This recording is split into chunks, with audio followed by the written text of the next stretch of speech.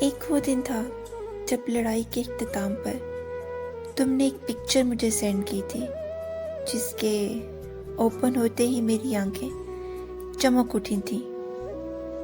پہلی بار تم نے اپنی چوڑی ہتھیلی پر میرا نام لکھا تھا اور کہا تھا کہ دیکھو، لکھ تو دیا ہے پر میری لکھائی اتنی خوبصورت نہیں۔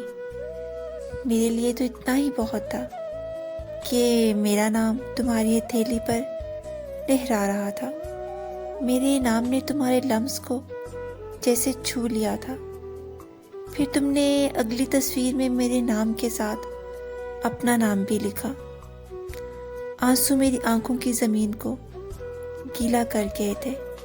کتنی خوش تھی نا میں، کتنی پاگل تھی نا میں۔ ہتھیلی پر لکھے نام کو دیکھ کر خوش ہو رہی تھی، جسے ابھی تھوڑی دیر میں مٹ جانا تھا۔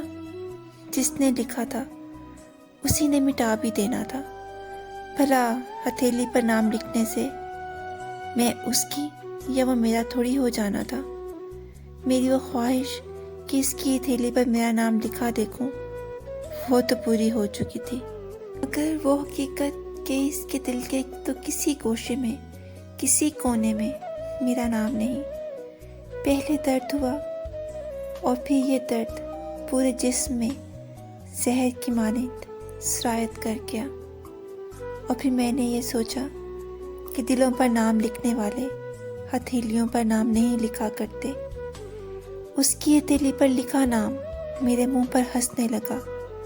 کتنے بے بس ہوتے ہیں محبت میں ہم۔